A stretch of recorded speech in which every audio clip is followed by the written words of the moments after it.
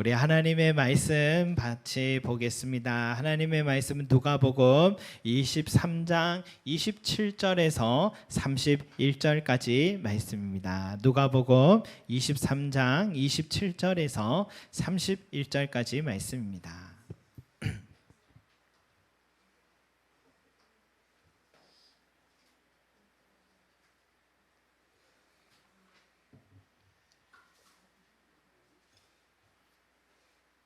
자, 우리 한 목소리로 함께 한번 올려드리겠습니다. 한 목소리로 시작.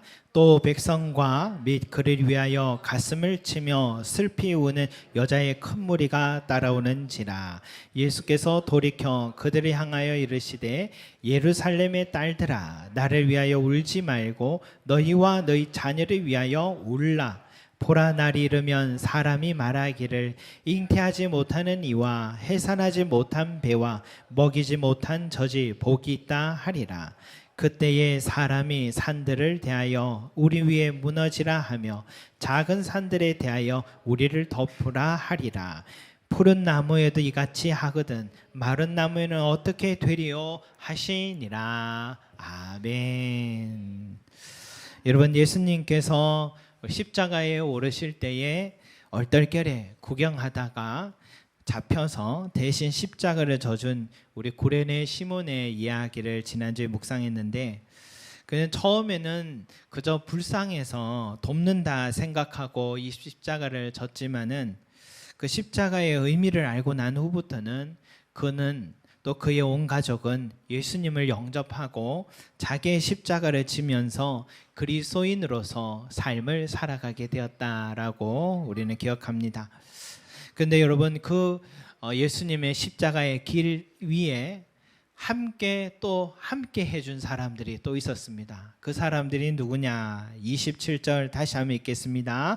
또 백성과 및 그를 위하여 가슴을 치며 슬피 우는 여자의 큰 무리가 따라오는지라. 아멘. 바로 예수님을 위하여 가슴을 치며 슬피 우는 큰 무리의 여자들입니다. 여러분, 이 큰 무리의 여자들은 누굴까? 여러분, 누굴까요? 누가복음에는 구체적인 이름들이 나오지 않는데, 근데 누가복음 23장 49절에 보니까 예수를 아는 자들과 갈릴리로부터 따라온 여자들도 다 멀리 서서 이를 보니라 라는 말씀이 있습니다. 갈릴리에서 따라온 여자들, 갈릴리에서 온 여자들이 누굽니까? 갈릴리에서 늘 예수님을 따르며 제자로서 활동했던, 누가복음 8장 2절 3절에 보면 그 이름이 나오는데, 막달라 마리아, 헤롯의 청지기 구사의 아내 요안나, 그리고 수산나, 그리고 다른 여러 여자들, 이런 이름이 있죠. 여러분, 이들이 예수님과 12 제자들이요, 복음을 전하고 사역하고 병 치료하고 하시는 동안에 항상 뒤에서 뒷받침해 주면서 기도를 해주었던 중보기도팀 사람들이다 할 수 있고, 또 자기들이 소유로 먹을 거 생필품들을 다 마련해서 예수님과 그 제자들을 사역을 뒷받침해 주었던 여자들입니다. 또 어떤 여자들이 있을까요? 여러분, 십자가 곁에 끝까지 서 있었던 여자들의 이름이 요한복음에 나오는데, 그 이름은 바로 어머니, 그리고 이모, 예수님의 이모도 있었어요. 그리고 글로바의 아내 마리아, 막달라 마리아라는 이 이름이 있습니다. 그리고 예수님이 부활하셨을 때 제일 먼저 그 부활의 장소에 찾아간 여인들의 이름이 마가복음에 나오는데, 막달라 마리아, 야고보의 어머니 마리아, 또 살로메, 이렇게 이 세 여인의 이름이 또 그 부활의 장소에 또 나타났죠. 그러니까 지금 성경을 다 조합해 보니까 기록된 여자들의 이름만 보면 예수의 어머니 마리아, 야고보의 어머니 마리아, 글로바의 아내 마리아, 막달라 마리아, 또 살로메, 요한나, 수산나, 그리고 베다니의 마르다, 마리아. 마리아만 해도 5사람입니다. 그러니까는 이 여인들 적어도 9명의 이름은 분명하게 알 것 같아요. 이 막달라 마리아 말고 이 베다니의 마리아가 왜 왔느냐? 그녀가 향료컵을 깨뜨리고 자기 머리카락으로 예수님 발을 씻길 때 예수님이 가만히 돌아 나의 장례를 위해서 행한 일이다 라고 했는 거 보면 이 마리아 마르다도 분명히 이 자리에 십자가 길에 함께 따라 걷고 있다는 걸 우리는 짐작하는데, 그 외에도 많은 여자들이 예수님의 십자가의 길에 함께 걸으며 가슴을 치면서 애통하고 있는 장면을 우리는 지금 보고 있는 것입니다. 여러분, 우리 한국 교회가 여기까지 올 수 있었던 것은 다 여자들이 있었기 때문입니다. 우리 부모님 시절을 돌아보면요, 교회에 큰 중요한 행사들이 있으면 다 어떻게 해요? 여집사, 여권사님들이 다 예쁜 하얀 한복 입고 앞에 다 서서 안내를 다 하고요. 또 예배 현장에서는 그분들이 또 목사님 설교 앞에 앉아서 아멘 아멘 하면서 또 힘을 보태주다가 또 행사 마치고 나면 어떡합니까? 이제 한복 치마 걷어 붙이고 그때부터 찌진 굽고 부침개 해가지고 어떻게 해요? 음식 다 날려서 준비하고 차리고 손님이 다 가고 나면 또 한복 또 뭡니까? 둘러 앉아가지고 웃으며 설거지하고 교회를 정리하던 그 우리 어머니 시들의 신앙의 여인들의 모습을 기억하는데, 그 성도, 그 여성도들이 없었으면 한국 교회는 여기까지 올 수 없었다. 예수님의 시철도 마찬가지였네요. 예수님이 세상에서 가장 중요한 사역을 이루신 그 십자가 그 길 위에서도 그동안 열심히 따라다니는 12제자들의 많은 남자 제자들은 어디에 있는지 모르겠습니다. 끝까지 함께하고 있는 사람들은 누굽니까? 이름도 출신도 드러나지 않는 이 여제자들만 이렇게 마지막 십자가의 길을 함께 걸으며 슬퍼하고 있으니, 지금이나 그때나 이 여제자들이 없었다면 기독교는 존재하지 못했다는 생각이 듭니다. 뒤에 보시면 알겠지만 예수님의 무덤을 끝까지 지켜줬던 사람들도 여자들이고, 예수님의 부활의 순간을 가장 먼저 목격하고 증언했던 사람도 여자들이었습니다. 지금 그 여자들이 예수님의 십자가 길을 따라 걸으며 가슴치고 슬피 울고 있는 것은 뭐 때문입니까? 예수님에게 기대해서 뭔가 내가 예수님 따라가서 한자리 할 거라 기대해서가 아니었다는 걸 드러내는 거죠.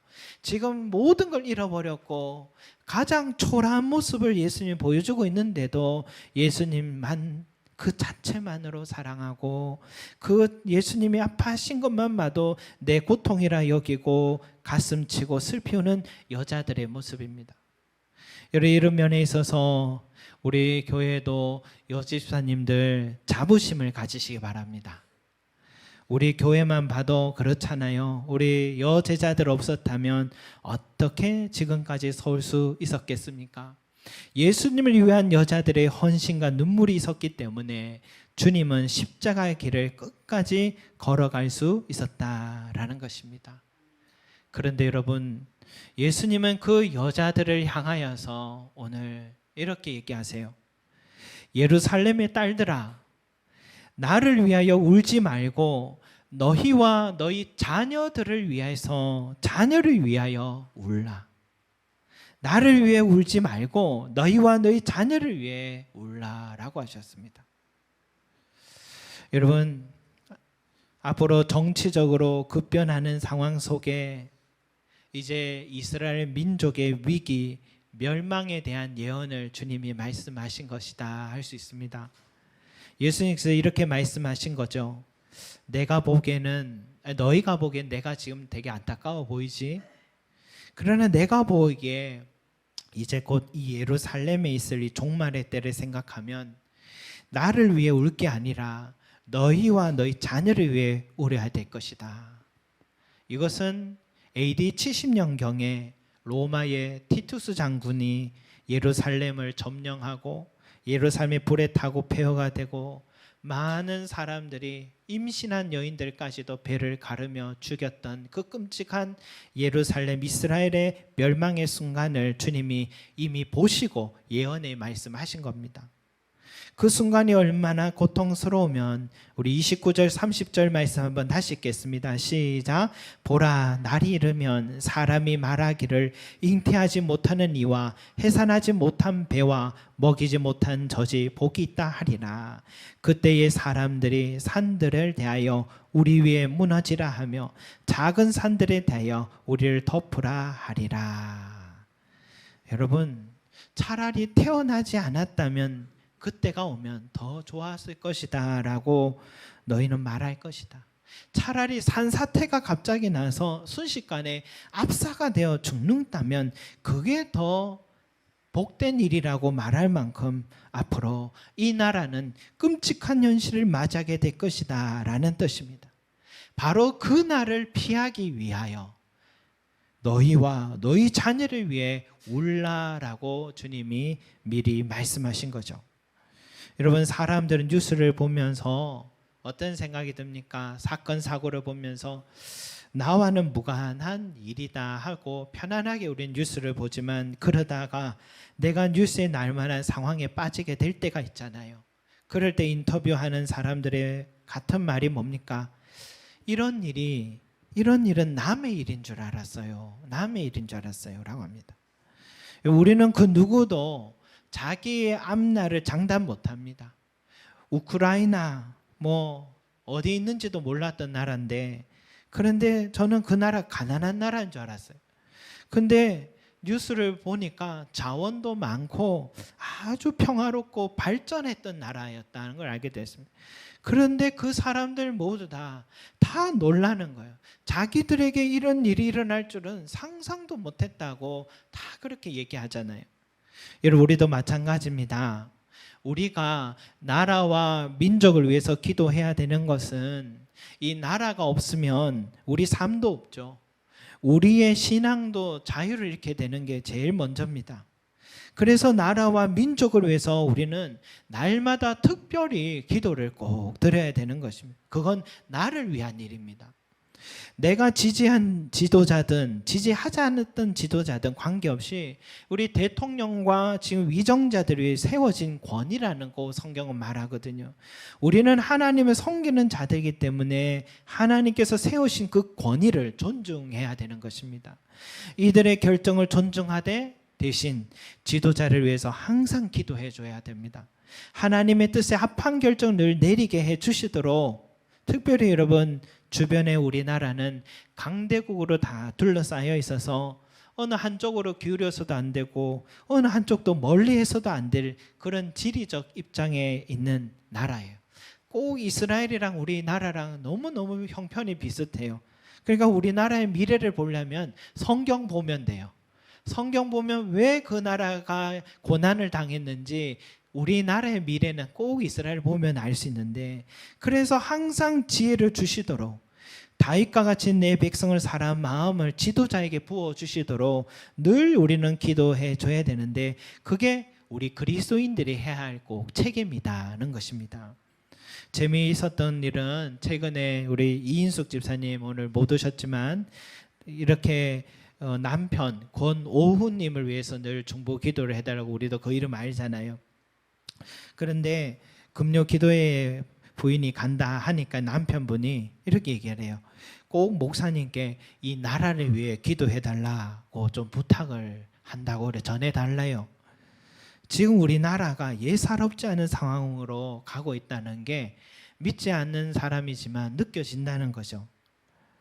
우리는 그분을 알지 못하지만 믿지 않는 남편도 이 교회를 향한 기대가 있구나는 걸 알게 됩니다.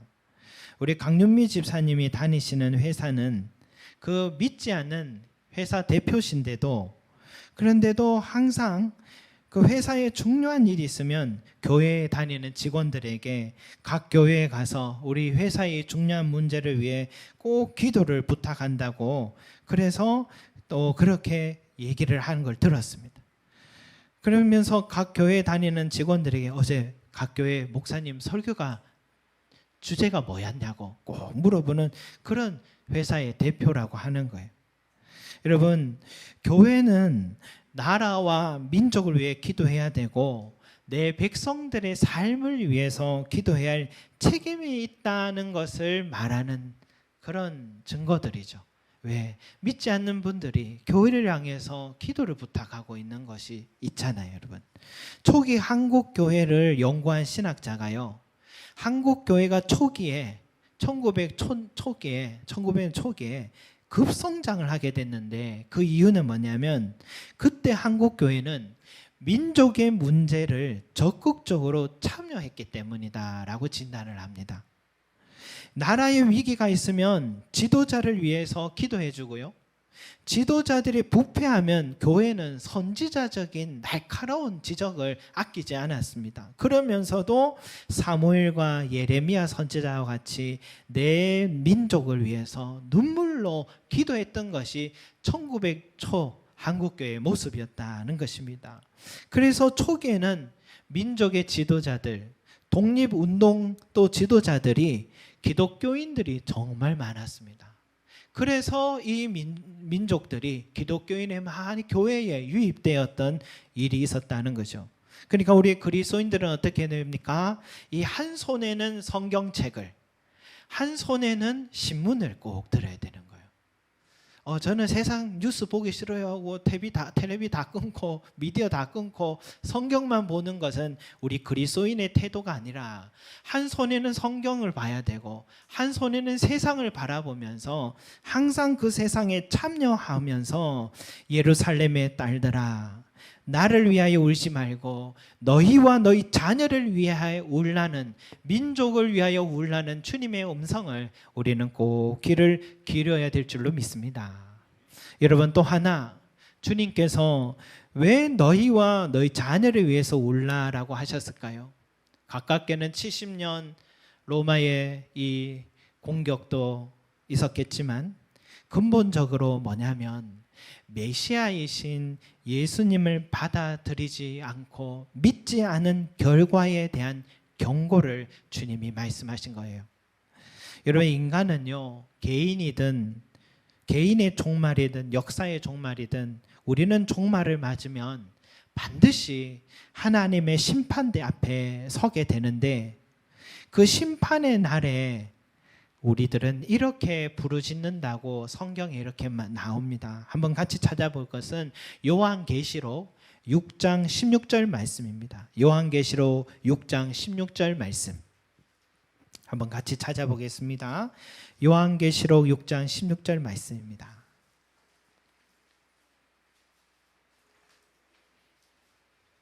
요한계시록 6장 16절 말씀, 우리 같이 한번 찾으신 줄 알고 함께 한 목소리로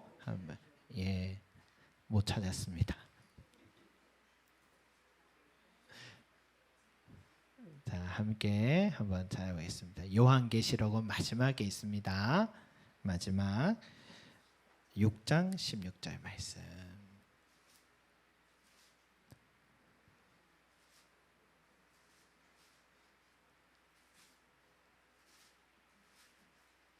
찾았습니까? 우리 한 목소리를 함께 읽겠습니다. 시작. 산들과 바위에게 말하되 우리 위에 떨어져 보좌에 앉으신 이의 얼굴에서와 그 어린 양의 진노에서 우리를 가리라. 아멘. 아까 전에 주님이 말씀하신 것과 비슷하죠. 산이여 우리를 덮으라 라고 했던 그때의 그 경고처럼, 우리도 나중에 주님 앞에 서는 그날, 개인의 종말이든 역사의 종말이든 반드시 주님 앞에 서는 그때에 산들과 바위에게 이렇게 말해요. 우리 위에 떨어져 보좌에 앉으신 얼굴에서와 그 어린 양의 진노에서 우리를 가려주십시오. 그 심판의 날이 우리 그리스도인들에게는 구원의 날이요 기쁨의 날이지만, 그 날은 여러분 어때요?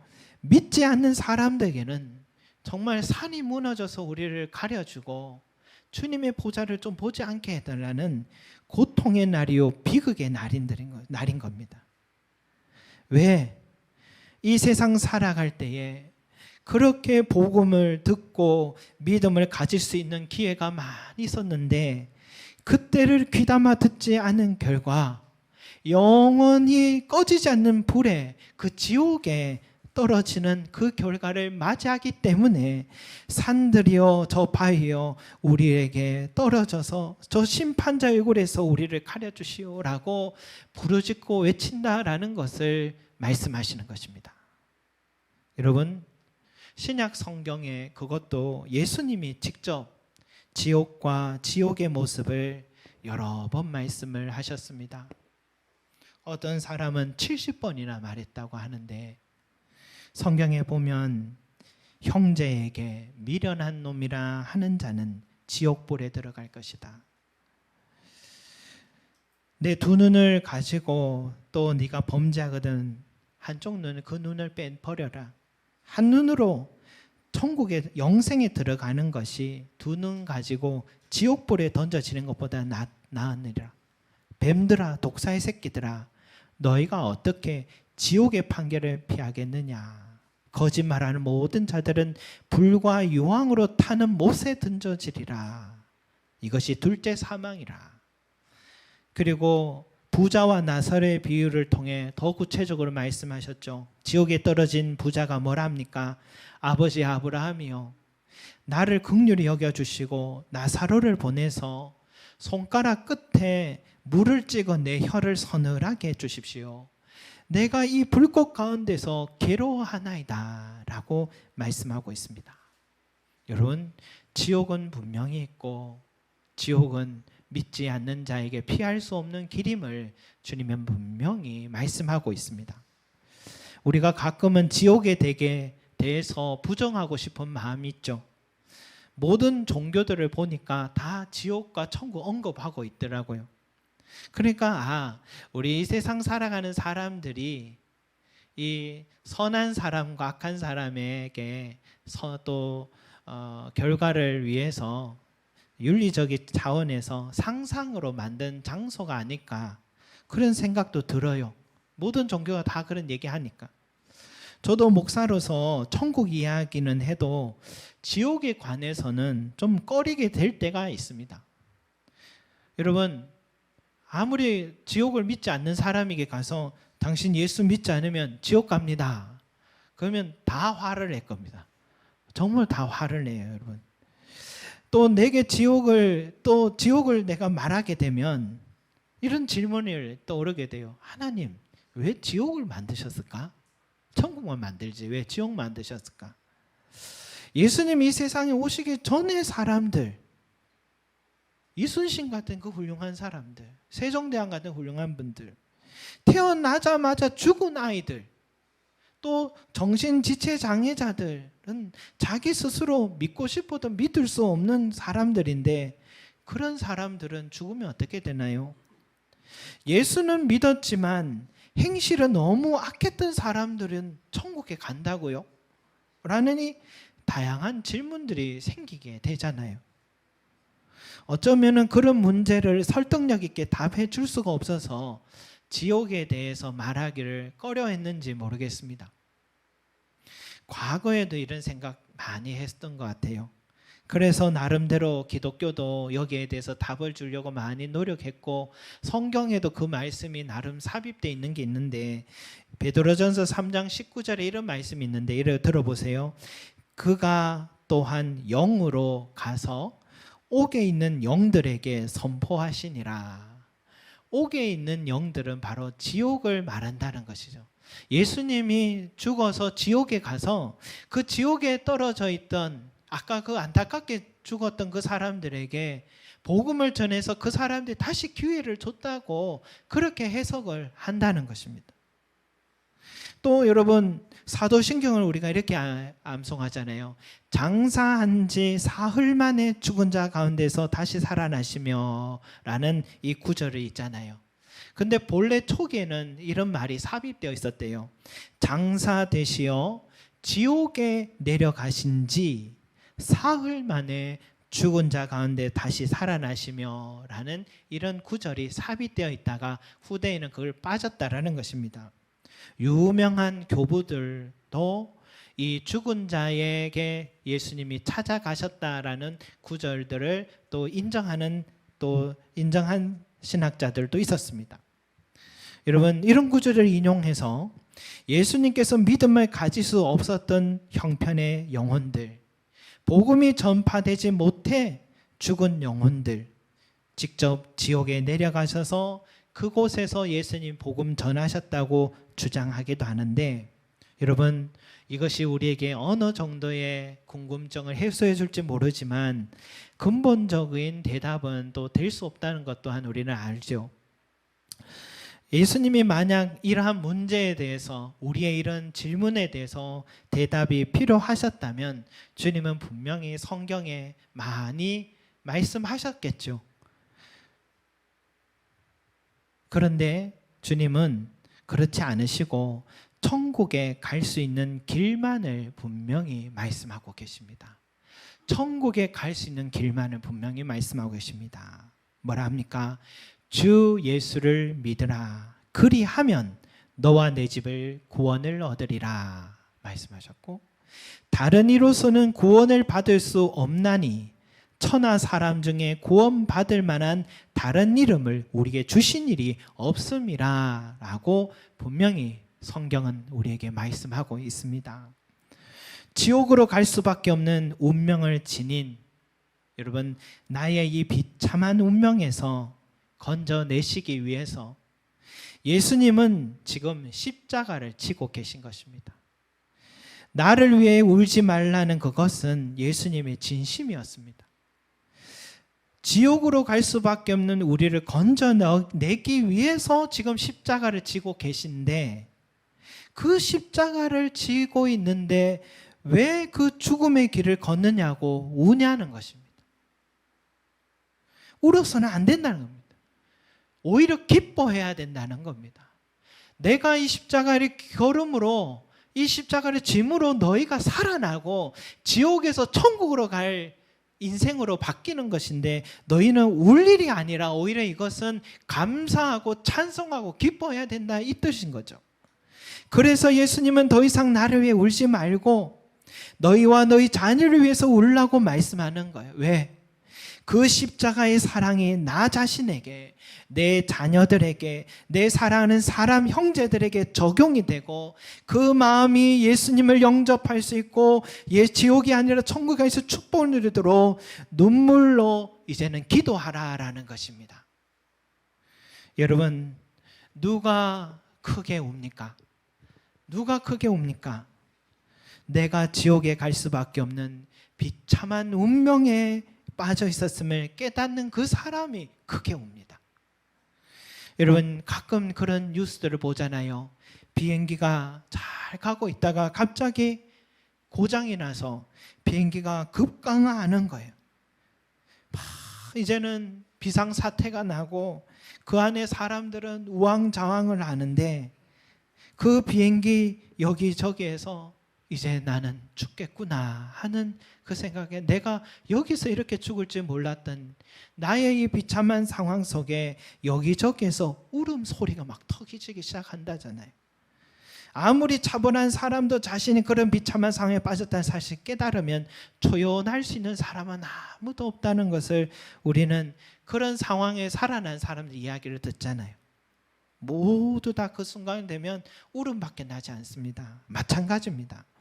여러분, 내 인생이, 내 자녀가, 내 사랑하는 사람이 반드시 마주해야 할 현실이 죽어서도 영원히 꺼지지 않는 이 불못이다라는 걸 깨닫게 된다면, 그때부터 우리는 울기 시작하는 겁니다. 내 죄가 도무지 해결받을 길이 없어서 그 죄의 대가가 영원한 죽음이라는 걸 깨닫게 된다면 우리는 하염없이 눈물밖에 나지 않는 것입니다. 여러분, 우리도 울어야 삽니다. 우는 사람은요, 그 비참한 현실을 해결하기 위해 길을 찾기 시작하는 것입니다. 우는 사람만이 복음이 들리기 시작하고 예수님의 십자가를 바라보기 시작하고, 주님의 그 십자가의 길이 내 죄를 다 짊어져 주시기 위한 길이고, 그 십자가에 흘린 피가 내 죄를 씻어주시기 위해 피였고, 그 십자가 위에서 죽으실 때에 죄인된 나도 같이 죽고 주님이 다시 부활하실 때 나도 새 생명을 얻은 자로 다시 살아난다는 이 순간임을 깨닫게 될 때에 그 십자가 아니었으면 나는 어떻게 되었을까 하는 이 아찔한 생각에 나 같은 죄인 살리신 그 은혜에 감사하기 시작하고 불러도 다 갚을 수 없는 찬송을 우리는 영원히 부르게 되는 것입니다. 그 십자가의 가치를 깨달은 자는 이제 내 자녀들과 내 사랑하는 형제들을 위해 울기 시작하는 것입니다. 바울은 자신에게 그치지 않은 고통이 있다고 말하는데 그것은 나의 형제 곧 골육의 친척을 위하여 내 자신이 저주를 받아 그리스도에게서 끊어질지라도 원하는 바로라 라고 말했습니다. 내 사랑하는 사람이 없는 그곳이 어떻게 천국이 될 수 있겠느냐는 겁니다. 그래서 그래서 바울은 평생 내 가족과 친척을 위하여 내 골육을 위하여서 차라리 내 자신이 저주를 받아 더 좋습니다.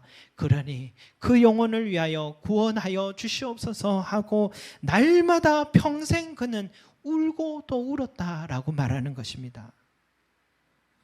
오늘 아침에 한 분이 문자가 왔습니다. 목사님, 장례가 잘 마쳤습니다. 저희 남매들 중에 아직 믿지 않는 형이 이 모든 장례 일정을 보고 많이 느꼈나 봅니다. 이런 모습의 장례를 처음 보았다고 하며 나도 교회 한번 가봐야겠다고 했습니다. 어머니가 마지막 천국 가시는 길에도 이 땅의 사명을 잘 감당하시고 가는 것 같아 마음이 찡했습니다 하고 오늘 아침에 문자를 받았어요. 저의 가까운 지인의 소식인데 이 마지막 가시는 길에 이 문자를 보낸 이 아들이 막내인데 옆에서 지켜드릴 수가 있었대요. 어머니 이제 천국에서 편히 쉬세요 라고 얘기를 드렸더니 그 순간에 어머니가 떠나시더랍니다. 이 어머니는 평생 기도하는 어머니였습니다. 저도 그 집에 놀러 가면 어머니가 방에 들어오라 하시면서 많은 신앙의 이야기를 하셨어요.